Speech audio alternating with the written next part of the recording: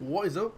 Today we're looking at Legend of Grimrock 2, and I am stuck in this cave, so I'm going to give this stick to this Minotaur, and he's going to bust us out there. The Legend of Grimrock 2, obviously, as you can imagine, is a sequel to Legend of Grimrock, which, if you haven't played it, you should. Go ahead and do that right now. It is like an indie game that was released on Steam a couple of years ago, kind of like a puzzly RPG type thing, party-based, old school kind of design concepts. You move around as a party. This is your party, and the first person camera represents your party, and you move around this sort of grid-based hex grid, if you like. You know, very. Well, it might look stiff, but it's because it's like very deliberate. One step at a time, one grid at a time. If you imagine that, there might as well be like just grids drawn on the ground, which actually there are on the map, as you can see. So, like I said, kind of a puzzly RPG type thing. The first one is on Steam. It's very cool. You should check it out if you haven't. And this is the second one we're checking out right now. This is kind of not really a new release as such. It's kind of came out in October, I think. But I'm kind of slow to catch up on this stuff. So. Well, I played the first one, so I was very excited when I heard they were building. They were making a second one. I want to say the first one was Kickstarted, but I might be wrong. So anyway, you've got your 4 party members. I created them with the class Barbarian, Knight, Fighter, and a Wizard. That was actually going to be a rogue, but I guess I fucked up, but didn't really matter. So you've got races. Obviously, each race has a. I'll just move on here. Each race has different stats as per RPG standards, particularly old school RPGs. They have different traits and bonuses and stuff, and we've got a bunch of different classes, and they obviously have specialties and stuff. You can make your own character, or you can make the game make your own character. I think. Well, I haven't tried that. I don't know how good those characters are, but I just want to make my own. So this guy's actually a wizard, and the magic system of this is kind of weird. I like it. Like, you learn spells as you get them, but so that is me effectively doing a spell, and a spell is some sort of combination of these weird symbols. So it's not like, you know, in modern games where you would learn a spell and it would go on your hotbar or whatever. You actually have to kind of you have to learn the actual spell, which is not hard, as you can see. That one was just a simple click the top left. I actually have like one button stuff, something you can enable. But otherwise, you just hit that and hit cast or whatever. And obviously, as you can imagine, more complicated spells are more complicated to use. So it's, basic ones like that, like Fire Blast or whatever it's called, with just one button. But you get stuff that's like that. That's a spell, or like I just learned a spell. Did not mean to do that. So I didn't actually know that. I guess you can actually learn spells just by doing them, which is kind of a really interesting thing. Because if you knew all the spells from the get-go, you could just effectively just do any spell you wanted from the beginning of the game, which is kind of crazy. Obviously, your mana would have to scale, so it might not be too great. So if you're wondering what I was picking up from those turtles, it's just turtle meat, which you have to eat. You have like a nutrition meter, hunger meter, whatever you want to call it, food meter, for a characters which slowly drains down, and it has to be kept up, otherwise they just start losing health over time. So we're just going to put a rock there, now open that. So you kind of have to keep an eye on that, but that's not a big deal. If you couldn't tell, we got I skipped the opening cutscene, but you effectively get shipwrecked in this game, and you are all prisoners, and you are here on this weird island. And it is a weird island, trust me, because I've played more of this game. I'm going to assume that's that boat as well. So yeah, kind of like a turn-based combat system. It's got a nice flow to it. Like, once all your party members are actually equipped and have weapons that they can actually use or magic or whatever, which obviously they don't at the moment because the game has just started. It has a nice flow to it. You can sort of go like bam, bam, bam, bam. You're sort of doing one attack at a time. And there are different types of weapons. There are ranged weapons, light weapons, heavy weapons, firearms, stuff like that. And obviously, people need specialties to use them, but then specialties to use them well as well, further than that.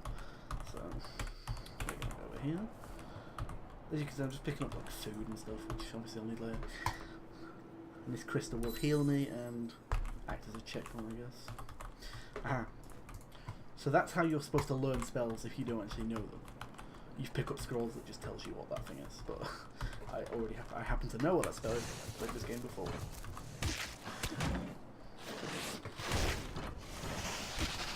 So we're gonna... I'm kind of going to blast through this area because I've done this area before, so I know how to solve the puzzles. So if you are interested in this game, these puzzles will probably be spoiled in the first area. I'm not going to go too deep because, as I said, it is a puzzle game, so you know, pretty much anything is a spoiler.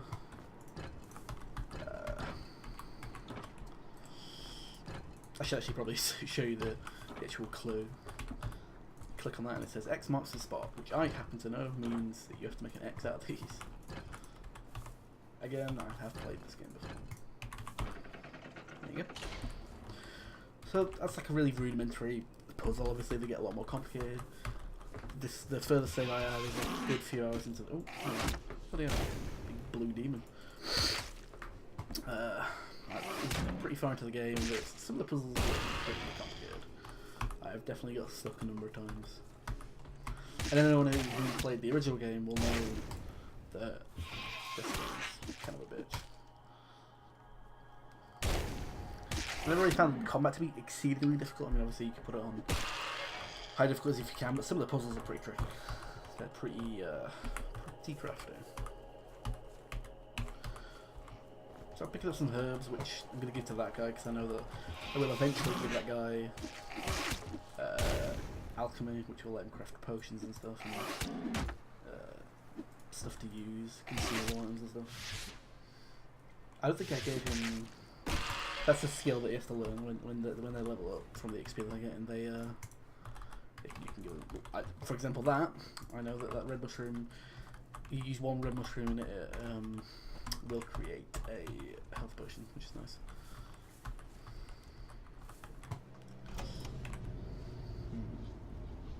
Okay.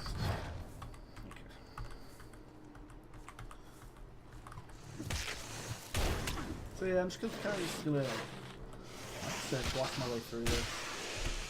Obviously, if you were playing this, it would take you a lot longer, as you wouldn't know how to do the puzzles. I'm just gonna eat a few of these. Alright, I have to put a rock or something. I have to put something in there. A chest, and then there is a key and a knife. And there is a, like in, I guess, old school RPGs of this sort, there is kind of a concept of formation. Like these two are at the front, these two are at the back, which means that, as it is obviously in a 3D space, if you are being attacked from the front, these will be the ones taking the brunt of it. If you're attacked from behind, it'll be these people. So you kind of have to position your party in terms of, you know, who is the strongest and the weakest. Which for me, I have effectively two warriors, two melee classes, whatever you want to call them, barbarian and a knight. Whereas in the back I've got like what should be a rogue, and which is obviously a lot squishier, a lot weaker, so put them at the back. But that also means that there is a concept of being in the back physically, so that, as you see, if I try and attack the him at the moment, he can't reach, which you have to essentially skillful. You have to get a skill that will allow you to do that. As you can see, I had to move that guy back because he's getting really low, and whenever they attack the front, it's one of these two people who gets attacked. You can never tell, so I don't want him to die, so I'm pulling him back. So you know, there's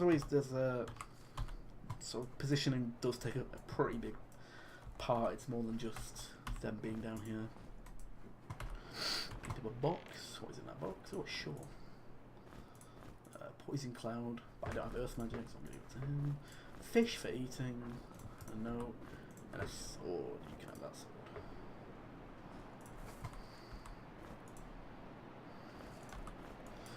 So I'm just going to put that there because I don't need it anymore. Okay.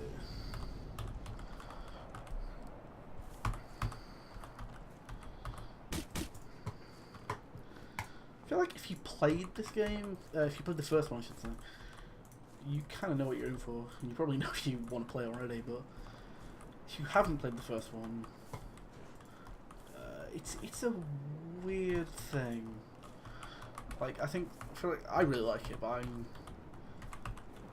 kind of into or willing to accept kind of old RPGs and that kind of style.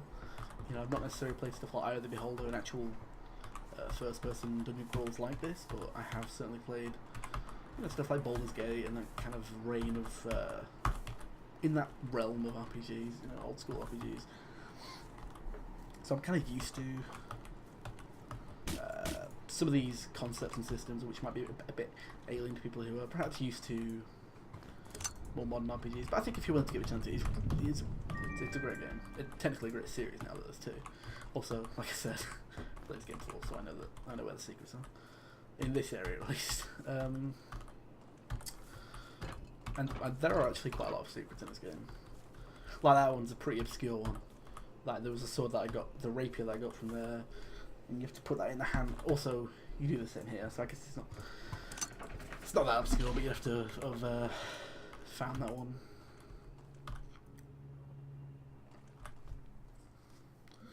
So like I said, I'm not going to get too deep in because I don't want to spoil the puzzles. Because this game, like I said, can get pretty tricky. So. And if anyone played the first game, this environment's going to look very familiar because that is this kind of underground tomb type thing is essentially the entire game. Walls basically. That's where the entire game took place. In this environment. A lot of mossy stone walls and stuff. Which is fine, you know, I'm not trying to criticise the game for that. It was a much smaller scope game than this seems to be. Obviously a much smaller budget. I think that game actually did quite well, so this game's a decent budget, I'd say. It certainly looks nice. Obviously it's not the most technically impressive game, but there's a lot of really nice art in this game. A lot of really huge creatures. I remember a lot of huge spiders from the first one that were kind of creepy and weird shit like that. Okay.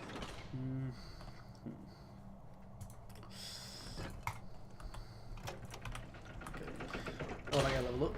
So, anytime someone levels up, you got boost, put that. Anytime someone levels up, you get a skill point which can be put into any one of these, and you see anywhere where there is a dot, that is the next sort of, I guess, perk or significant change you get in that skill tree. So the fourth skill, you can breathe stronger healing potions and energy potions and stuff like that, which is, you know, that's a fairly basic one. For others more complicated ones, like you can attack from the back row, which is what I talked about before, stuff like that. So I guess you can kind of set yourself milestones and stuff as to how far you want it to get in each one. So this guy's a warrior, so I'll probably give him more health because he's at the front. And obviously you need these people to be tanky, so I don't know how that goes. This guy also leveled up, so I will just probably not going to play with this save, so I'm just going to dump some points into whatever for now. I'll give the guy like earth magic or something. I think I have a rough idea of where I want to stop. I think I know what's coming up. Oh, I didn't go left or right at the start. That's why I'm an idiot. Right.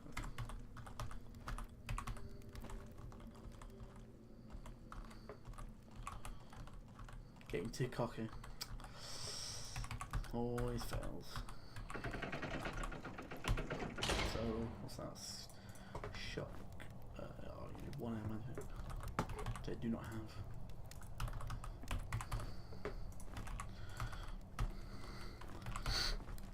I feel like for anyone who hasn't played the first one and maybe isn't familiar with these kind of games, it might look a bit, maybe it might look a bit intimidating, you know. But it's really not as oh, we can get that chest.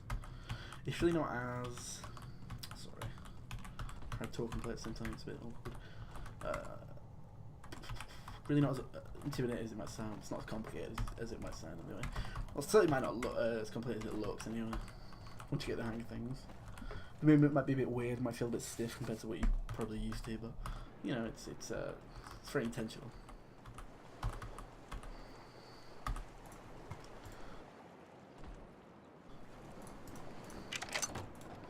Ooh, another potion. Evasion without, like, okay, so I don't have that yet, but I think he does. Alright? No, I'm not. Okay, whatever. Alright, sorry about that. We got lost in that little dungeon there, so I decided to just skip forward, because there's a lot of me just rambling on and not knowing where I'm going. So we skip forward to this boss, which is where I was headed. We eventually opened that door and I found this horn, which I will use now to summon this boss. And so, as far as I'm aware, the first game didn't have bosses, or at least they didn't have health bars, they weren't formal bosses. This game obviously does. I'd say probably about 4 or 5 hours in, and this is probably the only formal boss of this type that I have encountered. This seems to be the first one, so I'm going to try and...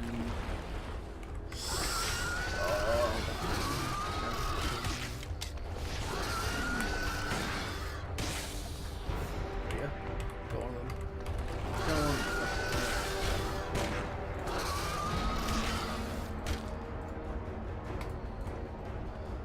So yeah, you know, I've said about the combat before, it's not too tricky, but you're going to have a handle on things.